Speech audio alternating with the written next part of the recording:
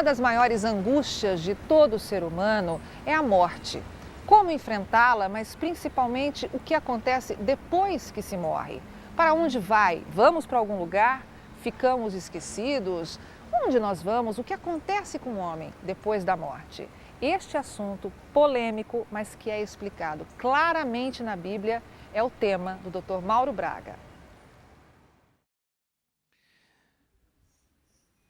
Um advogado, ele havia se formado, recém-formado, e ele queria começar a vida por cima, já como um profissional famoso.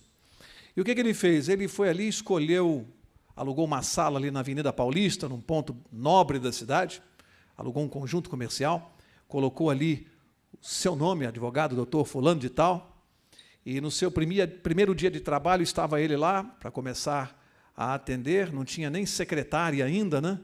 Desconhecido, e ele estava aguardando o primeiro cliente. De repente tocaram campainha do escritório. O que ele fez? Antes de atender, ele tirou o telefone do gancho, foi lá, abriu a porta e disse assim: aguarda um instantinho que eu estou ao telefone e eu já falo com o senhor. Voltou para o telefone e continuou falando no telefone como se estivesse conversando com a pessoa, né? E disse assim: pois é, como eu ia dizendo ao senhor, esta causa que eu ganhei para o senhor era uma causa muito importante, eu fico satisfeito de ter ganho. Não, o senhor não precisa se preocupar, não, com a questão dos meus honorários, isso não é importante. Esses 100 mil reais que eu lhe cobrei, o senhor pode me pagar quando o senhor tiver. Isso não tem a menor importância. Tá bom? Eu fico satisfeito de ter ganho o processo para o senhor. Olha, o senhor vai me desculpar, eu tenho aqui uma pessoa para atender, e depois falamos com mais calma. Não se preocupe com os honorários. Quando o senhor tiver dinheiro, o senhor me paga. Isso não é importante.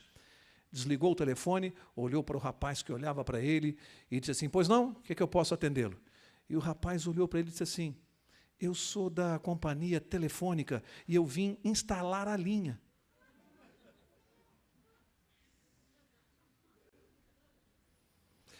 A mentira é assim, você sabia? A mentira é exatamente assim. A mentira, quando ela é descoberta, ela faz com que a gente se sinta ridículo. E é a mesma coisa em relação a algumas coisas que nós passamos a vida acreditando e, de repente, descobrimos que acreditamos numa mentira. Acreditamos em algo que não tinha o menor fundamento. E o tema desta noite é uma grande mentira. Talvez seja a maior mentira do século. E a relevância desse assunto é porque o mundo aí fora, na sua grande maioria, acredita numa grande mentira, uma grande farsa. Hoje, praticamente tudo gira em torno disso. Os cinemas, os filmes, as novelas, as músicas, praticamente tudo que está ao nosso redor hoje fala da possibilidade de uma vida após a morte. É ou não é? Tudo praticamente. As novelas falam disso, os filmes falam disso. Tem um filme, há pouco tempo teve um filme muito bonito no cinema, né, chamado Ghost, O Outro Lado da Vida, um filme romântico que fez o mundo inteiro chorar, mas você vai descobrir no estudo desta noite que este filme estava baseado numa grande mentira, numa grande farsa. E você não veio aqui ouvir a minha opinião. Eu sei que este assunto ele é delicado porque ele entra muitas vezes em conflito com aquilo que você, quem sabe esteja aqui alguém esta noite, que acredita nisso, e nós respeitamos. Quem sabe alguém passou a sua vida pensando, sonhando, tendo a esperança de uma vida após a morte, no mesmo corpo. Muita gente imagina o que vem num outro corpo aqui, com a mesma alma. Tem gente que acredita que a alma vive fora do corpo. Já ouviu essa frase? O corpo morre, mas a alma não. O chamado karma. Alguns imaginam que você volta aqui numa outra vida para pagar algo de errado que você fez, para resgatar alguma coisa, ou para evoluir espiritualmente. Eu não vou emitir a minha opinião. Vamos ver, como sempre fazemos aqui, o que é que a Bíblia diz a respeito desse assunto. O que é que a palavra de Deus diz. Vamos ver juntos? Abra sua Bíblia junto comigo no livro de Gênesis, capítulo 2.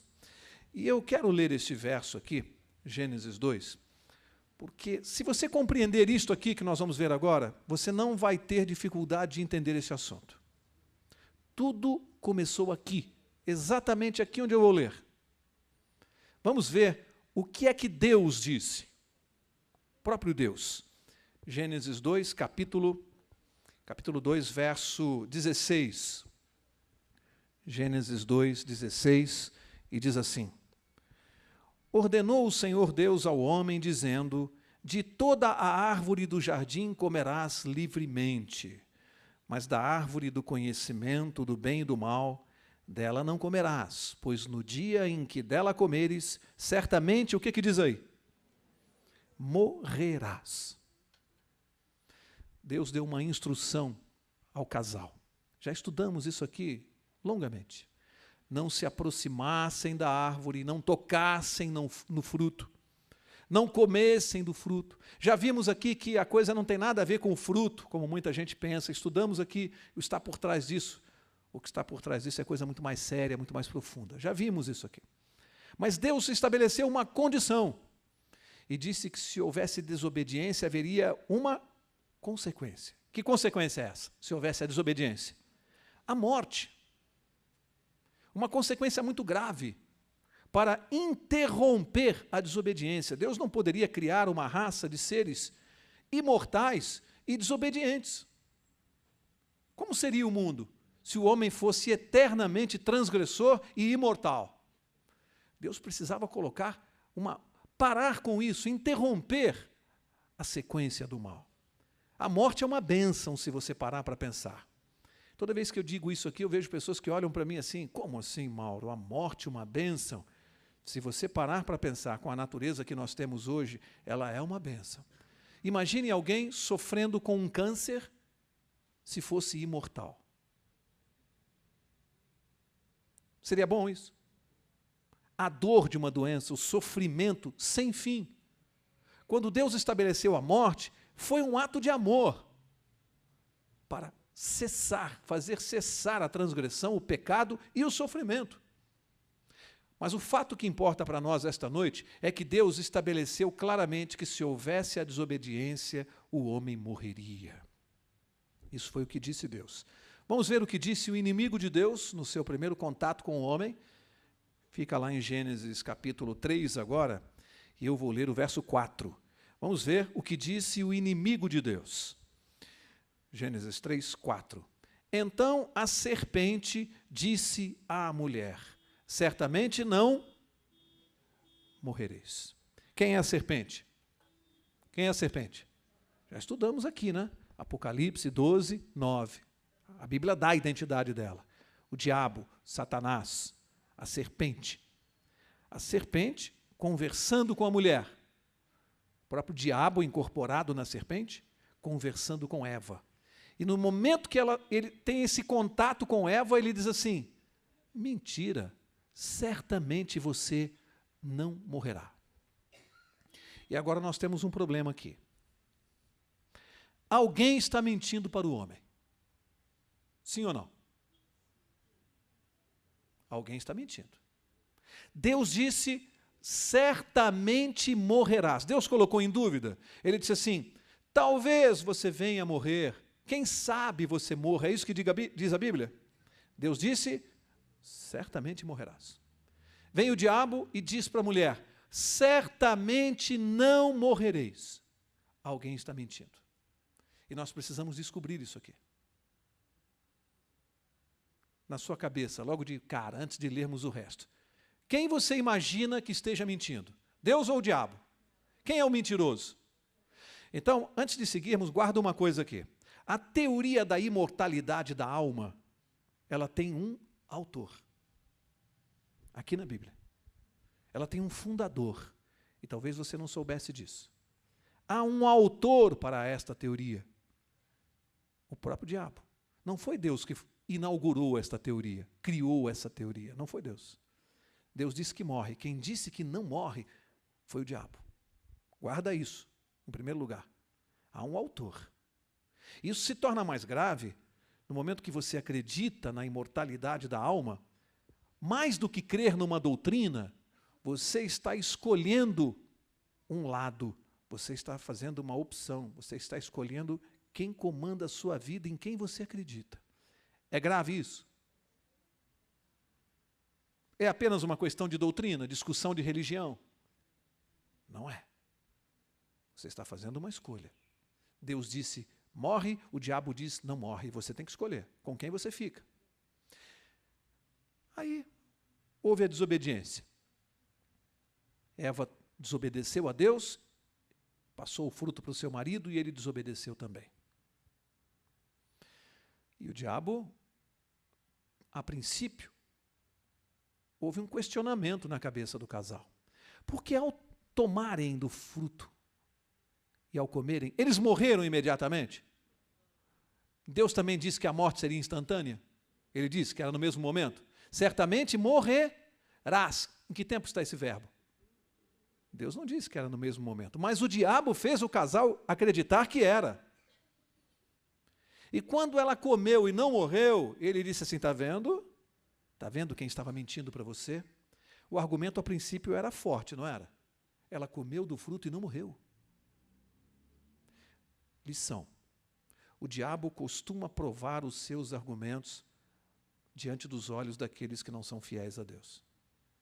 Ele costuma provar os seus argumentos. Às vezes a gente vai, desobedece a Deus e vamos a um lugar onde Deus pediu que não fôssemos, ter contato com coisas que Deus não aprova, aí a pessoa chega lá e diz assim, Mauro, mas espera um pouquinho. Eu fui a um determinado lugar, eu ouvi a voz da minha mãe que já morreu, ela conversou comigo, ela me disse coisas nesse diálogo que só ela sabia, mais ninguém. O argumento não é forte? Não é? Além dela e da mãe, quem mais sabia daquele diálogo? Quem mais ouviu a conversa? A portas fechadas. Tem dois poderes no mundo, Deus e o diabo. Eu pergunto, o diabo tem poderes para imitar a voz e reproduzir uma conversa? Sim ou não? Gente, hoje na televisão tem humoristas aí que imitam a voz de cantores, de pessoas, que se você fechar os olhos, você tem certeza que é aquela pessoa. Que poder você acha que o diabo tem de imitar voz? Isso para ele é algum problema? Ele costuma provar os seus argumentos diante dos olhos daqueles que não são fiéis a Deus. E a pessoa sai acreditando, convicta de que falou com o seu parente querido. Mas aí aconteceu uma coisa mais adiante. Tiveram filhos, o casal, Caim e Abel. O que aconteceu? A Bíblia contou. O que acontece? Um irmão matou o outro. E quando Abel morreu? Vocês imaginam o que deve ter passado pela cabeça de Adão e Eva? Viram o filho morto. De que eles se lembraram? Até aquele momento, eles tinham visto alguma morte? Sim ou não? Do que eles se lembraram quando viram Abel morto? Das palavras de Deus. E aí ficou um questionamento. Então o diabo estava mentindo para nós? Morre mesmo. Mas o diabo é muito esperto. Ele tinha um grande argumento. Qual era o argumento? Não, gente, vocês não me entenderam. O corpo morre, mas a alma não. Dava para eles saberem se a alma morre? Sim ou não? Sim ou não? Não. O diabo trabalhou com aquilo que é mistério para nós. Ele afirmou que a alma não morre. E hoje, dá para nós sabermos? Sim ou não? Como é que eu posso saber? Aqui, ó. Eu tenho esse livro aqui, eu tenho a palavra de Deus para nos orientar. E a Bíblia vai estar recheada de versos. Eu não tenho tempo de ler todos aqui, vou ler alguns, para mostrar para vocês se Deus deixou dúvidas nesse assunto. Até agora eu só quis provar uma coisa. Quem é o autor da teoria da imortalidade da alma? Quem é? É o diabo, não é Deus. Esse é o primeiro ponto. O autor. Quem criou essa controvérsia foi ele, não foi Deus. A palavra de Deus é objetiva e clara. Se desobedecer, morre. E é morte mesmo. Agora vamos ver, para entendermos um pouco a respeito da morte, primeiro nós temos que saber o que é a vida. Você está em Gênesis 2? Fica aí, eu vou ler o verso 7. Gênesis 2, 7. Vamos entender um pouquinho da vida, do que é formada a vida. 2, 7 diz assim: Formou o Senhor Deus o homem do pó da terra, e soprou-lhe nas narinas o fôlego da vida. E o homem, o que diz a sua Bíblia? O que diz aí? tornou-se alma vivente. Então vamos entender. A vida foi composta de dois elementos: pó da terra e sopro. Sopro de Deus, fôlego. Deus fez o barro, do barro fez um bonequinho, e aí soprou nas narinas do boneco o fôlego da vida. E a Bíblia diz que da junção desses dois elementos, do barro e do sopro de Deus, nasceu um terceiro elemento. Que elemento é esse? A alma vivente, a pessoa, o ser que pensa, que raciocina, que tem sentimentos. Portanto, gente, biblicamente, alma não é nada disso que o mundo aí fora fala. A alma é o elemento resultante dessas duas coisas que Deus uniu: barro e o fôlego. Nasce uma pessoa da junção desses dois elementos. 1 mais 1 é igual a 2. Se você separar esses dois elementos, continua havendo uma alma? Sim ou não? Lógico que não. Alma só existe quando o corpo está unido ao fôlego. No momento que Deus separa essas duas coisas, deixa de existir uma alma. Então, guarda isso. Alma não é uma entidade fora do corpo que se comunica, que conversa, que fala. Isso não tem base bíblica nenhuma. Alma é o resultado do corpo e do fôlego de Deus. Alma é pessoa, é ser vivente. Isso é que é alma. Não existe alma penada, alguém que fala aí vagando. Então, vou dar um exemplo aqui. Eu tenho aqui pregos e madeira. Pregos e madeira. Dois elementos. Eu faço a união dos pregos com a madeira e formo uma caixa. Tá? Bato lá os pregos, formo uma caixa. A caixa é o resultado dos pregos e mais a madeira. Aí eu tenho uma caixa. Se depois eu for lá e arrancar os pregos da madeira e desunir as duas coisas, desfiz. Botei as madeiras aqui e de novo os pregos ali. Continua existindo uma caixa? Mas tem gente que pensa que tem uma caixa que fica aqui voando aqui no ar. Uma caixa. Cadê a caixa? Não existe mais. A caixa só existe enquanto os dois elementos estão unidos. Quando você desune, não tem mais caixa. Cadê a caixa? Acabou, não tem mais caixa. Ela não está em algum lugar aqui dessa sala. É simples entender isso. As pessoas é que ficam inventando coisas. A Bíblia é muito clara a respeito desse assunto. Mas alguém pode achar que eu estou explicando sozinho com as minhas palavras. Propositadamente, eu expliquei antes. Agora vamos ler os versos, vamos ver se eu inventei alguma coisa. Vamos ver? Venha comigo, Eclesiastes capítulo 12. Vamos deixar a Bíblia falar e vamos ver se aqui eu exagerei ou inventei alguma coisa. Eclesiastes capítulo 12. Veja comigo o que está escrito no verso 7. E diz assim: ó, volte à terra como o era, e o espírito volte a Deus que o deu. Simples, simples, simples. O que Deus fez no momento de criar a vida? Pegou o barro, o pó da terra e colocou o sopro, fôlego. E aí passou a existir uma pessoa. Quando a pessoa morre, o que Deus faz? É como se Deus retirasse o fôlego daquela pessoa, ele inspirasse. Então ele fizesse assim, ó. Recolheu o fôlego para ele. Recolheu. O que disse aqui a Bíblia? O pó volta de onde ele veio. De onde ele veio? Da terra, ele volta para a terra. E o espírito, o fôlego, volta para Deus. Já viram essas fitas que você volta a fita, volta a cena e desfaz? É como se Deus estivesse desfazendo o que ele fez. O pó volta para onde veio, para a terra, e o fôlego volta para Deus. Aqui diz: o espírito volta para Deus. Esse espírito aqui é um ser pensante que se comunica, como tem gente que diz assim: o espírito veio falar comigo. É isso aí? Gente, primeiro é preciso conhecer o termo que está no original. Sabem qual é a palavra que vai aqui no hebraico? É ruach. Ruach quer dizer pneu, ar. Ar. Sopro. É isso que quer dizer ruach. Espírito. Nada a ver com o que as pessoas dizem aí fora. Espírito, alguém que fala, que se comunica, que pensa, que vem falar com você. Segundo a Bíblia, não. Espírito é Sopro, ar. É isso que é espírito. Não existe um espírito que converse, que fale. Isso é uma besteira, isso é uma tolice. Vamos ver mais? Vamos ver se eu continuo inventando? Venha comigo, você está em Eclesiastes 12, volta uma página, Eclesiastes 9, e vamos ver se eu estou inventando alguma coisa aqui. Eclesiastes 9, olha o verso 5 e leia atentamente comigo.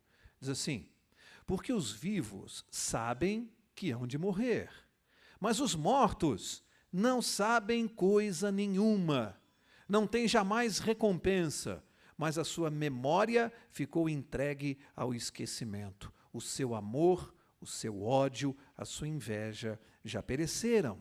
Já não tem parte em coisa alguma do que se faz debaixo do sol. Gente, vamos ler isso aqui atentamente, vamos prestar atenção em cada palavra. Aqui está dizendo o seguinte: primeiro diz que os vivos, eles sabem que hão de morrer. Nós que estamos aqui nessa sala, alguém tem dúvida que um dia vai morrer? Alguém tem dúvida? Por quê, hein? Por que você tem certeza que você vai morrer? Já pensou nisso? Por que razão? Por que você tem certeza? Tem uma resposta simples. Porque Deus disse. Certamente morrerá. Você já conheceu algum ser que pisou esta terra aqui? Algum ser humano que pisou aqui, que não tenha morrido? Não existe. Por quê? Porque Deus disse, morre. O diabo pode dizer o que ele quiser, mas morre. Aqui diz que os vivos sabem que hão de morrer, mas diz que os mortos não sabem coisa nenhuma. Não sabem nada. E diz que eles não têm parte do que se faz debaixo do sol. Se eles não sabem nada e não participam de nada no mundo dos vivos, como é que alguém pode ter vindo aqui conversar com você, saber que você está sofrendo ou chorando, dizer, minha mãe veio falar comigo, ela está sofrendo muito no céu com o que está acontecendo comigo. De acordo com esse verso aqui da Bíblia, é possível isso? É possível isso? Isso aqui é a minha opinião, pessoal. Isso aqui é a palavra de Deus. O que as pessoas ensinam aí fora, fruto de doutrinas humanas, livros, autores, pensadores, seres humanos. A palavra de Deus diz que os mortos não participam de nada no mundo dos vivos. Não sabem de nada do que acontece aqui. Diz que eles não têm nem amor, nem ódio, nem nada, não têm sentimento, não acontece nada, eles não sabem de nada, morreram. O sopro foi embora, voltou para Deus. Não participam de nada. Não sabem de nada. Como é que pode vir conversar com um vivo se diz que eles não participam de nada debaixo do sol? Diz que os seus pensamentos, sua memória, não tem mais nada, não sabem de nada do que está acontecendo aqui. Leia comigo o verso 10. Eclesiastes 9, verso 10. Diz assim: tudo o que te vier à mão para fazer, faze-o conforme as tuas forças, pois na sepultura para onde vais, não há obra, nem projetos, nem conhecimento, nem sabedoria alguma. Na sepultura, para onde vai o morto, não sabem de mais nada, não participam de nada. Absolutamente nada. Não sabem de nada do que está acontecendo aqui. Simplesmente porque viraram pó. Pó pensa. Pó fica feliz, pó fica alegre, pó sofre, pó fala. E por que tem tanta gente que acredita que fala, que pensa? A palavra de Deus é clara. Veja, você tem todo o direito de não pensar assim. Você pode escolher não ficar com a palavra de Deus e ficar com os livros que se vendem aí nas livrarias escritos por homens. Você tem livre-arbítrio. Você pode escolher sair daqui essa noite e dizer assim, ele leu umas coisas lá, mas não é bem assim não, está interpretando, eu prefiro continuar acreditando naquilo que eu tive uma experiência pessoal. Porque tem gente que diz assim, Mauro, mas eu tive uma experiência pessoal e ninguém vai dizer que eu estava enganado. Bom, se você prefere acreditar numa experiência pessoal do que na palavra de Deus, mesmo sabendo que o diabo tem todos os poderes para te enganar, se você prefere achar que a palavra de Deus não tem poder para comandar a sua vida, você está, no mínimo, dizendo para Deus que você não confia tanto nele, Você põe em dúvida a palavra de Deus. E você pode fazer isso. Deus te deu livre-arbítrio para fazer até isso. Aliás, eu diria mais. Deus nos deu livre-arbítrio até para não crer nele. Até para isso. Eu posso usar o meu livre-arbítrio e dizer, Deus é uma mentira. Deus é utopia. Posso fazer ou não posso? Posso. Mas a palavra de Deus é clara aqui. Eu disse aqui que a alma, ela morre. Ela não vive eternamente. Vamos mostrar onde está isso na Bíblia? Ezequiel, lá no Velho Testamento, Ezequiel capítulo 18. E vamos ver se eu disse isso da minha cabeça ou se de fato isso está na Bíblia. Ezequiel 18. Vou ler o verso 4. Ezequiel 18, 4. Diz assim: pois todas as almas são minhas. Já estudamos aqui. O que é alma? Pessoa. Biblicamente, a alma é pessoa. Todas as almas são minhas. Como a alma do Pai, também a alma do Filho é minha. A alma que pecar, o que diz aí? Essa, o que acontece com a alma que peca? O que acontece, gente? Morre. Eu pergunto, existe algum ser humano que não tenha pecado exceto Jesus? Sim ou não? Sim ou não? Não existe nenhum ser humano que não tenha pecado. Em outras palavras, não existe uma alma que não tenha pecado. E a Bíblia diz que a alma que pecar, morrerá. A alma morre. Todos os seres humanos morrem. A alma vive depois do corpo. Se ela tem pecado, a alma morre. Ela não pode viver independente do corpo, porque ela morre. Você percebe o tamanho do problema? É preciso não acreditar em Deus para crer na imortalidade da alma. É preciso não acreditar em Deus.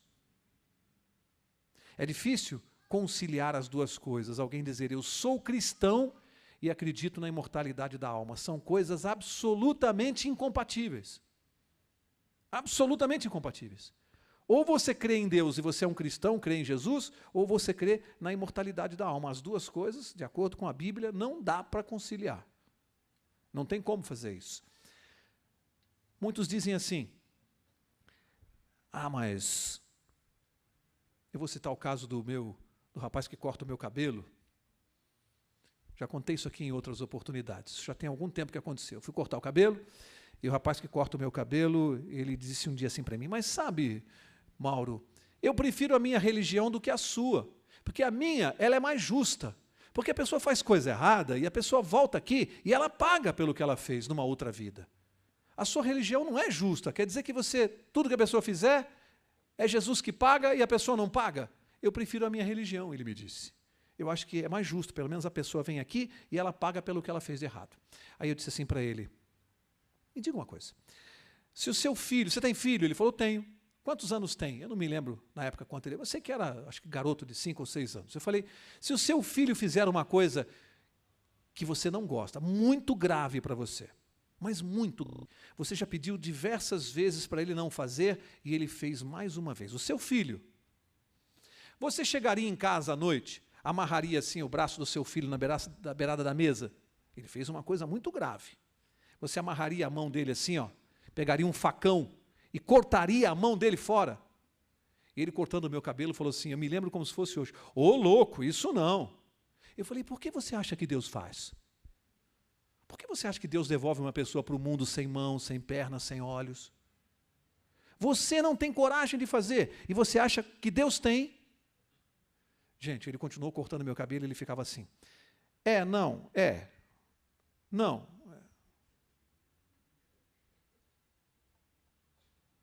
O karma é isso, as pessoas acham que Deus tem coragem de fazer o que nós, seres humanos, não temos, mas achamos que Deus tem.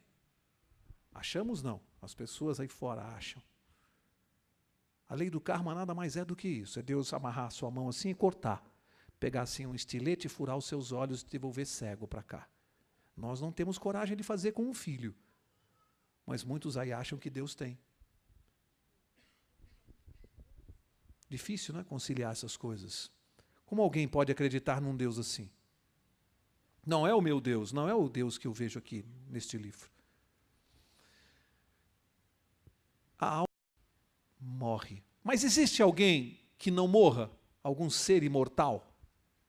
Aqui nesse livro tem alguém que seja imortal? Será que não? Será que sim? Vamos ver? 1 Timóteo.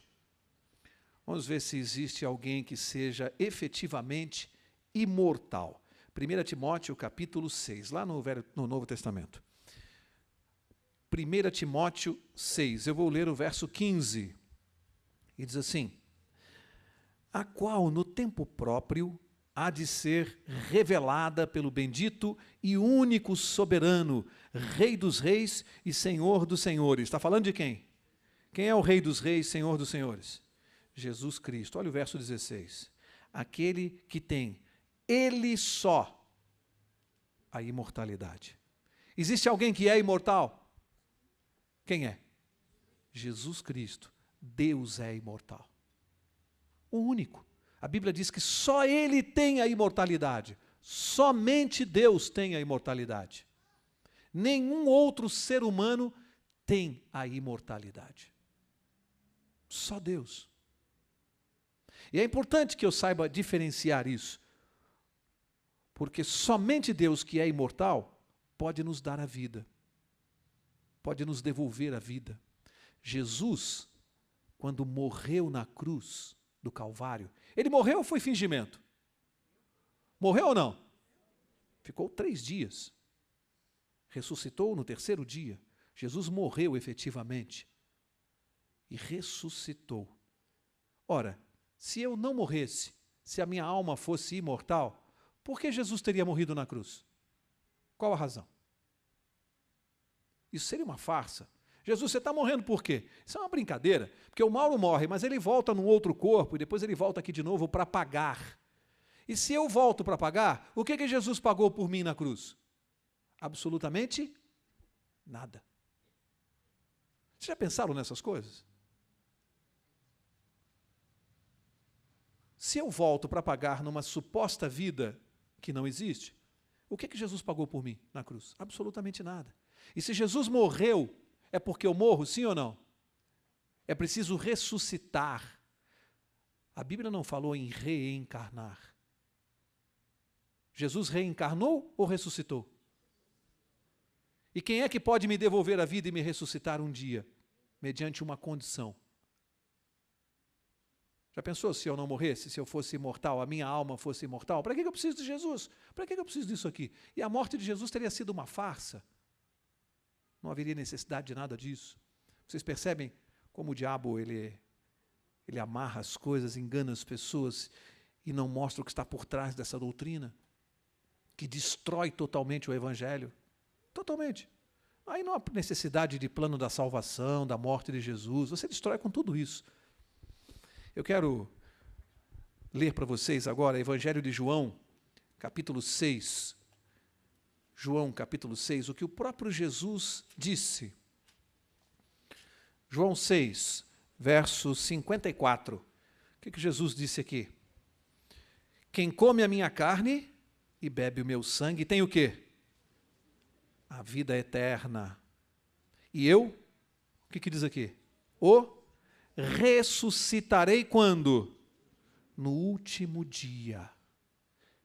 O que é preciso acontecer para alguém ressuscitar? É preciso estar morto. Se eu estivesse vivo sem o meu corpo, mas vivo através da minha alma, Jesus precisaria me ressuscitar. Gente, aqui não é questão de interpretação. Se Jesus vai me ressuscitar no último dia, a condição, o requisito é que eu esteja morto. Senão a Bíblia não usaria a palavra ressuscitar. É preciso que eu esteja morto. Não há outra coisa. Eu quero concluir lendo os últimos 2 versos dessa noite. Apocalipse 21. Os últimos 2 versos. Apocalipse 21. Veja comigo o que está no verso 4. Apocalipse 21, 4. Diz assim: Deus enxugará de seus olhos toda lágrima. Não haverá mais morte, nem pranto, nem clamor, nem dor, pois já as primeiras coisas são passadas. Aqui diz que não haverá mais morte. Não haverá mais morte. Aqui sim, com a intervenção de Deus, no mundo restaurado, restabelecido, para aqueles que cumprirem o requisito. O que eu preciso fazer para aí sim ter a vida eterna? O que eu preciso fazer? O que eu preciso fazer, gente, para ter a vida eterna? Pois Deus amou o mundo de tal maneira que deu seu Filho unigênito, para que todo aquele que nele crê, tenha, não pereça, mas tenha. O que eu preciso fazer para ter a vida eterna? Crer em Jesus. É possível a alma se tornar imortal sem crer em Jesus? E por que tanta gente aí fora diz que a alma é imortal? O requisito para que no último dia Jesus me ressuscite é que eu creia nele como meu Salvador. É um requisito, é a condição para a imortalidade. Um dia sim nós seremos imortais, num corpo eterno. Já estudamos aqui. Um dia, no dia que Deus determinou para isso, não hoje. Último verso, 1 Coríntios, capítulo 15. Último verso aqui, 1 Coríntios 15. Eu quero que você acompanhe comigo o que está no verso 26. 1 Coríntios 15, 26, o último verso da noite, diz assim: ora, o último, o que diz a sua Bíblia? Inimigo que há de ser destruído é a... O que a morte é nossa? Por que a Bíblia diz que é o último inimigo que vai ser destruído? Porque Deus disse, certamente morrerás. A morte é um inimigo porque ela não fazia parte dos planos de Deus para nós. A morte é uma intrusa. Deus vai um dia lidar com ela, vai derrotar o nosso último inimigo. A Bíblia diria que é meu inimigo, é o último inimigo a ser derrotado se eu pudesse viver eternamente hoje. A Bíblia diria isso. Então, gente, eu aqui não dei minha opinião pessoal. Aqui nós lemos Bíblia e somente a Bíblia. Sei que talvez para algumas pessoas que passaram a vida acreditando na possibilidade da alma viver, acreditando nessas coisas, eu sei que talvez deva ser difícil de um momento para o outro chegar aqui essa noite e receber essa mensagem, que talvez entre em conflito com tudo aquilo que alguém possa pensar. Mas eu quero que você se lembre, esta aqui é a palavra de Deus.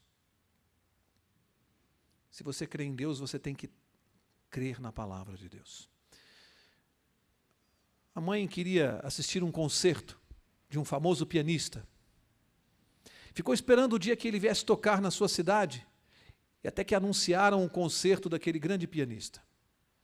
E ela comprou o ingresso com muita antecedência para assistir.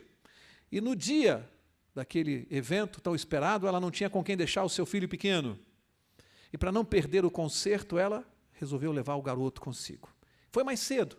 Sentou-se lá no auditório, nas primeiras poltronas, esperando, o auditório foi enchendo, o concertista era muito famoso, o pianista, e ela começou a conversar com uma pessoa, antes de começar o espetáculo, e o menino ali, como qualquer criança, foi saindo de perto da mãe, começou a brincar, a andar pelo auditório, viu aquelas cortinas bonitas do palco, resolveu, curioso o garoto, olhar o que tinha atrás, e viu lá aquele bonito piano, e a mãe conversando, distraída, e o menino lá, atrás das cortinas.